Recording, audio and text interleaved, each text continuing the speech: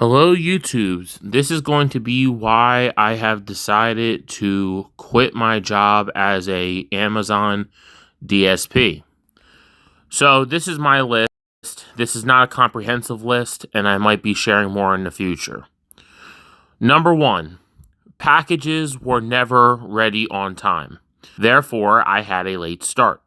Now, I worked for two DSPs, one several years ago and one that ended yesterday when I lost it and I quit. The reason why I quit is a bunch of these reasons I'm going over, but one of which was that I was being forced to compensate for a slow warehouse. I had a day where I was about 45 minutes late getting onto the road, and I was made to go faster instead of it being understood that some packages may be returning to the station as a result of something that was outside of my control. Reason number two for this particular DSP, my second delivery service partner took 36 days to start my paid days. I lost my emergency fund, which at the time was $500 in cash and about $1,200 in stocks. And I lost all of that from my retirement as well as one of my cryptocurrencies. And I lost all of that waiting to start. Number three, my DSP contact, the hiring manager, she ignored me, ghosted me in between phone calls and messages. I tried calling her when I had questions in between waiting for stuff to happen. This resulted in mass panic, not knowing what was going on in the background.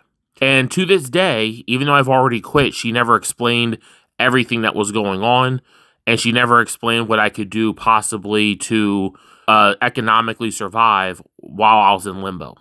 Number four, my dispatch. It was nowhere to be seen when I needed to ask important questions about safety.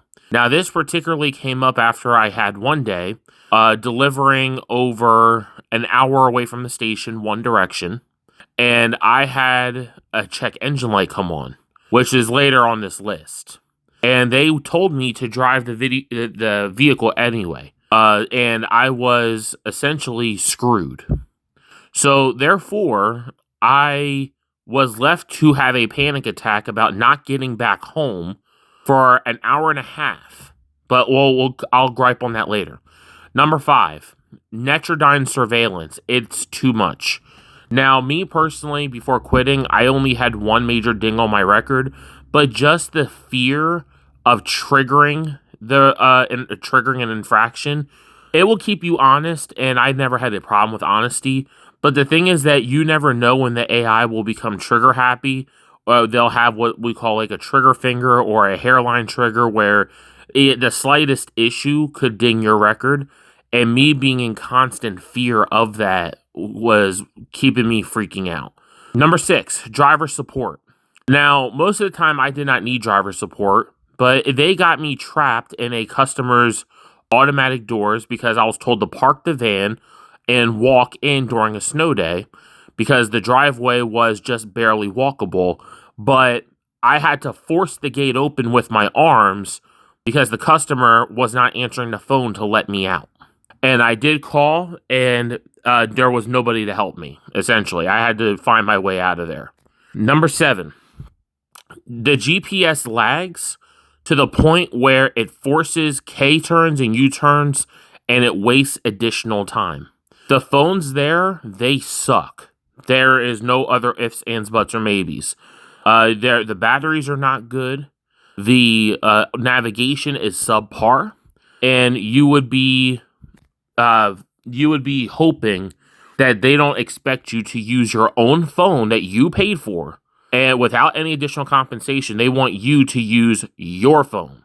Now, again, for me, this almost happened several times because the batteries suck because these people don't know how to engage in battery saving activities that will help extend the life of your battery. So number eight, the biggest thing that I have it actually goes back more to number four, but I made it a separate item because of how bad it was.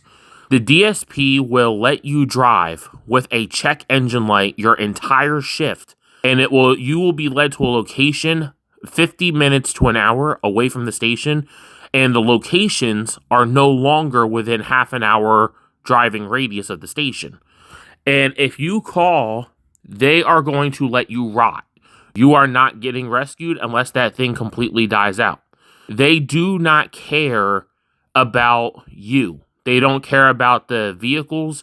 They only care about getting packages delivered and avoiding lawsuits at all costs.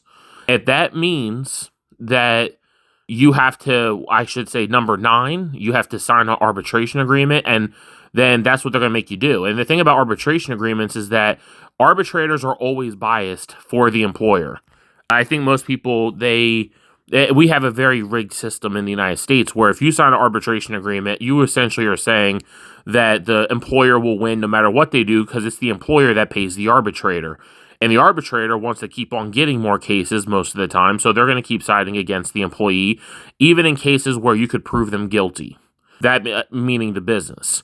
So the thing is that it is my personal stance to this day for many years that any company that makes you sign arbitration is automatically up to no good. And so far, I have not been proven wrong.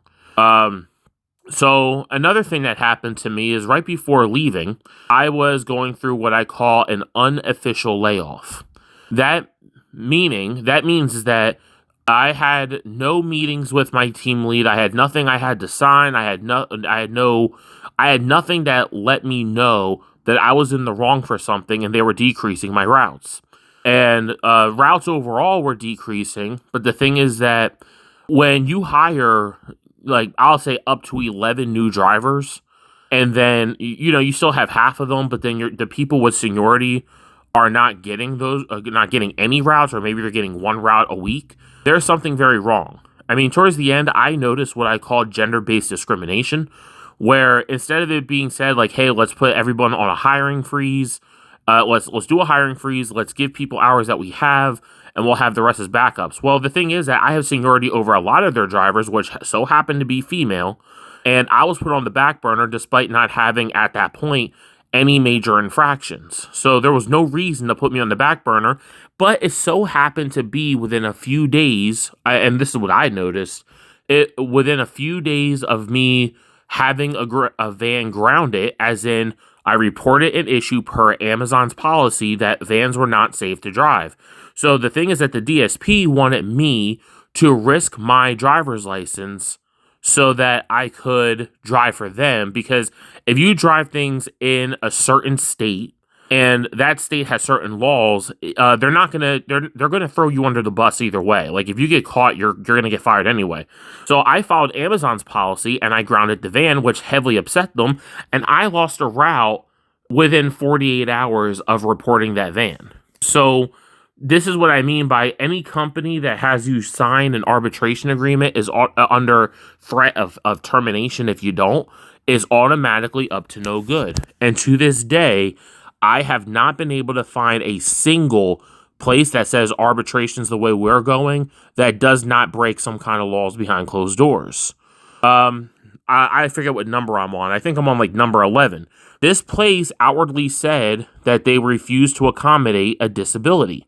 They have simply said that this place is not for you. Essentially, it was put up with our discrimination or you're fired. Naturally, arbitration doesn't protect against that. But again, I'm just realizing this like now as I'm looking back on my time there. So I between the two DSPs now that I've worked for, I will say that Amazon, I would say Amazon carries like 70% of the onus of the blame for why the workplace is so toxic, because it's their policies and they're the one with the purse strings. So it doesn't matter that the DSP is a separate legal entity. Whoever controls the money is the one who controls the policies and, the work situation. And that means everyone's stressed out and scared of losing their job. And meanwhile, Amazon's sipping mojitos on the beach and we have to pay the piper. So these are I think I counted 10 or 11 reasons why I decided to leave Amazon. I kid you not, I started having a head tingling issue. Usually those issues are consistent with a stroke coming on. And I'm in my young 30s. Like, I'm too young to be having strokes. And I kid you not, I had this issue several years ago with a separate employer completely, and I did not feel better until the instant that I quit and drove off that job. I was forced into quitting by an Amazon DSP. I'm not going to say what state because it would quickly reveal who it is. I'm not going to say who it is, but I will say that all Amazon DSPs are bad until proven otherwise. Some are bad and some are downright horrible. I will give this DSP a -1 out of 5 stars. And the reason why is because breaking laws and safety regulations under the state law in which you operate, all for the sake of money, is just a plain out no-go. Like that should never even be an option. So I know for a fact that they retaliated against me, and as a result of them retaliating against me, I know for a fact that they cut my hours and hired women on account of the fact that I was grounding vans. There's no reason to hire more people if you're telling the truth about you having less routes. So they lied straight to my face, which I guess you could say leads me to the next reason why I quit. And this is going out of chronological order. But the 12th reason you could say why I quit was because the hiring manager lied to my face. She told me that they had what was called first wave. And first wave is what, under my understanding, was that I'm supposed to be getting packages at 9:30 and out on the road before 10. That never happened throughout my entire time there. So that never happened. I was 10:15 on the launch pad at the earliest, sometimes 10:25. And I wasn't being on the road until about 11 to 11:15. And again, going back to a former reason, going back to reason number 1, I'm forced to compensate for the slowness of the warehouse. So they will lie, and this woman had a decent enough smile to where it got me suckered in, but they will tell you whatever lie you want to hear to get you in there, and then they're going to pull the rug out. They are completely disobedient, not just to Amazon's policies that could get them all let go, but they're also disobedient to state law as it goes with traffic stuff. So, and I'm talking about having violations with the vehicle in particular, because of course Netrodyne will track your speed and if you're stopping at signs and that sort of stuff. But they will not religiously check vehicles to make sure that there's no busted light covers. They're not going to check to make sure that there's no metal hanging off. They don't care if the step to get onto your van is actually bent and slanted down towards the ground. They don't care. In fact, you will be looked at funny if you ground that van. Another thing that you want to pay attention to with Amazon DSPs is the insanely high turnover. So around the time I started noticing some of these issues is I walked in one morning and about 9:40 a.m., right before stand-up meeting, I saw like a small assembly of Hispanic males walk through the door. And I think maybe like 2 to 3 weeks later, they were all gone. And, so they have so what I'm highlighting here is the disorganization. They don't stop hiring, but they have an extremely high turnover, but they're not doing anything to stop the turnover. And a lot of these things have simple solutions. So the thing is that they want people that are going to shut up, that are going to sweep their law breaking under the rug and to drive those vans. Even things that would fail a state inspection. If they were to put it under a mechanic and said inspect this for, being roadworthy, I say approximately a third of the vans would fail inspection. Some of them would look sloppy. Some of them have broken metal hanging off, and they still run the vans. So that's really all I have to say. I could have more complaints about this later, but there's more things that go against driving for a DSP than any benefits. Thank you all. See ya.